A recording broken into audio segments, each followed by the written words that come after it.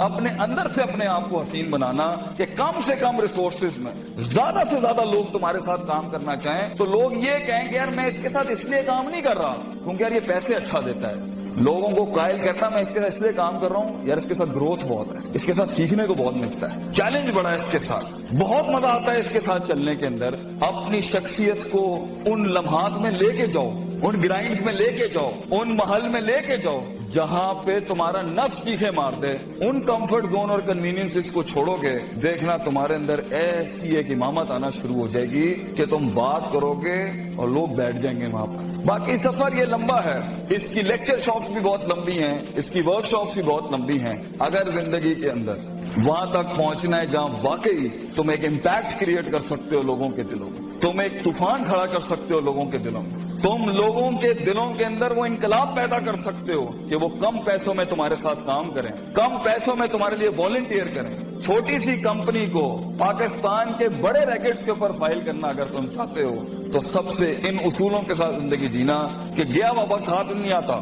This is your time. فضولیات کے اندر وقت ضائع کرنا ہے, آگے جا کے چھوٹی چھوٹی چیزیں کہاں کام آتی ہیں آپ سوچ نہیں سکتے. کہاں کہاں پر کون سا بیج لگایا ہوا ہے وہ کہاں کہاں پر کیسے جواب دیتا ہے پتہ نہیں ہے. عبداللہ بن مسعود ایک چھوٹا سا بیج تھا آپ صلی اللہ علیہ وسلم کا. آپ نے ایک دفعہ دودھ مانگا ان سے رضی اللہ تعالیٰ عنہ تو انہوں نے دودھ نہیں دیا. انہوں نے کہا میں مالک سے پوچھے بغیر نہیں دوں گا. چھوٹا سا بیج تھا, ابو بکر کے ساتھ جا رہے تھے, چھوٹی سی انویسٹمنٹ کی. آگے جا کے عبداللہ بن مسعود کتنا بڑا عالم دین, کتنا بڑا فقہ کا امام اور پھر گورنر بنے. تو اپنی زندگی میں یہ چھوٹی چھوٹی انویسٹمنٹس کرتا رہے اور فوکس رکھے اپنی منزل کے اوپر, اپنے دشمنوں کو اینالائز کرے. وہ زندگی جس میں بالکل ہی کوئی دشمن نہیں ہے یہ بھی کوئی زندگی ہے. اس کا مطلب ہے تیرے کلیجے نے چیلنج نہیں کیا کسی کو. اور اگر وہ زندگی جس میں ہر بوئے جو ہوتے ہی دشمن ہے بھی میرے خیال میں ڈنگر زندگی ہے, یہ اندر بھی کوئی فائدہ نہیں ہے. ہر جگہ ہی تو عجیب تیری شخصیت ہے کہ لوگ تو سے چڑ کھا جاتے ہیں. زندگی وہ ہے جہاں دشمنیاں بھی ہوتی ہیں, دوست بھی ہوتی ہیں اور اینڈ میں دشمن بھی. ورائتا نہ سید خلون فی دین اللہ افواجا, تیری فوج کا حصہ بنتا ہے دشمن بھی. زندگی وہ ہوتی ہے کہ جہاں تیری جیت کے اوپر بھی تیرا دشمن کہے یار کیا اس پٹھے کا بنتا تھا جیتنا یہاں پر. اور زندگی وہ ہوتی ہے جس میں دشمن تجھے ہرانے کے بعد بھی کہے بندے کو تو میں نے گرا دیا ہے لیکن جیت وہی ڈیزرو کرتا تھا, پٹھا وہی مضبوط تھا. اتنا کہتے ہیں اپنے دشمنوں کو اتنا ہارڈ ٹائم دے کہ ان کی کلیجوں سے چیخ نکل جائے کہ ہم نے واقعی کوئی شیر یا شیر سے ہارے ہیں یا شیر کو ہرایا ہے. دونوں حالت کے اندر شیر کی تعظیم ہوتی ہے, بندے کی تعظیم نہیں ہوتی. سوال یہ ہے شیر بنو کیونکہ اس کی ہار بھی سمبولک ہوتی ہے, اس کی جیت بھی سمبولک ہوتی ہے. مثال گیدڑ کی نہیں شیر کی دی جاتی ہے, مگر یہ کلیجے چاہیے ان کاموں کو کرنے کے لیے, وہ جگر چاہیے ان کاموں کو کرنے کے لیے.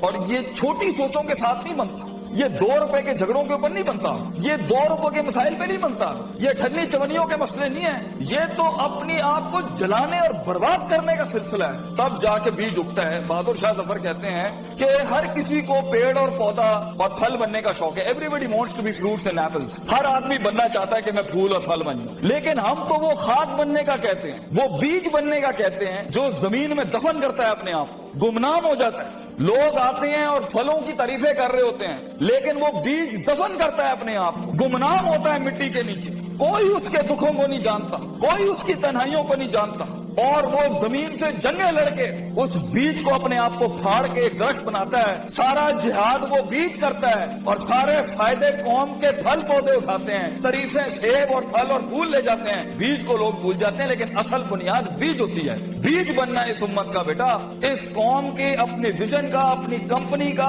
اپنے خاندانوں کا بیج بننا کہ تمہاری بنیادوں کے اوپر نسلیں جمع ہوں, نسلیں کھڑی ہوں, پھل پھول لگیں تمہیں, اور انہی درختوں کو پھل لگتا ہے جن میں عاجزی ہوتی ہے, جو جھکے ہوئے ہوتے ہیں, جو ہمبل ہوتے ہیں, جو اپنی نفس سے آزاد ہو کے قوم کے جمیع تر بینیفٹ کے اوپر اپنے تکبر کی قربانی دیتا ہے, اپنی میں کی قربانی دیتا ہے, اپنی مزاج کی قربانی دیتا ہے, اپنے وقت کی قربانی دیتا ہے, بغیر مفادات کے کھڑا ہوتا ہے, بیماریوں میں لڑتا ہے اپنے خوابوں کے لیے.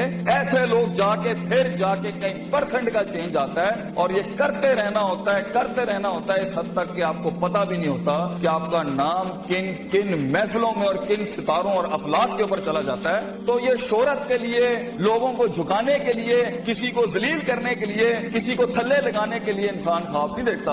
امپاورمنٹس ہوتی ہیں جب انسان کام کرتا ہے اپنی نفس سے آزاد ہو کے، جو انسان کام کرتا ہے لوگوں کے لیے کام کرتا ہے اور اپنے لیے بھی کرتا ہے، لیکن اس میں آپ کو علمی مسل بھی چاہیے اور اس میں آپ کو عملی مسل بھی چاہیے، اس میں آپ کو نیت بھی چاہیے، ارادہ بھی چاہیے، قصد بھی چاہیے، نتیجہ بھی چاہیے، محاسبہ بھی چاہیے، علم بھی چاہیے، یقین بھی چاہیے، صبر بھی چاہیے، دوام بھی چاہیے، سیاست بھی چاہیے۔ اس لیے اگر آپ اس کے اوپر آج کام کرنا نہیں شروع کریں گے، کوئی مسئلہ نہیں ہے، 20-15 سالوں کے بعد جہاں بھی زندگی کھڑی ہوگی نا، وہ فیصلہ آپ کا ہوگا۔ جو بھی انسان کچھ ہے نا، اللہ پر بلیم نہیں کرنا۔ ظہر الفساد فی البر والبحر بما کسبت ایدی الناس، انسان کی زندگی جہاں بھی کھڑی ہے وہ اس کا کیا ہے۔ کئی سنی بات میں کوئی غلطی ہوگی تو ساری میری تھی، کوئی حق اگر ہم نے قوم کے لیے بیان کیا وہ قوم کا تھا۔ اللہ تعالیٰ آپ کو ایک معنی زندگی عطا فرمائے، ایک کامیاب لیڈر بنائے۔ وآخر دعوانا ان الحمدللہ رب العالمین۔ جزاکم اللہ خیر۔ السلام علیکم۔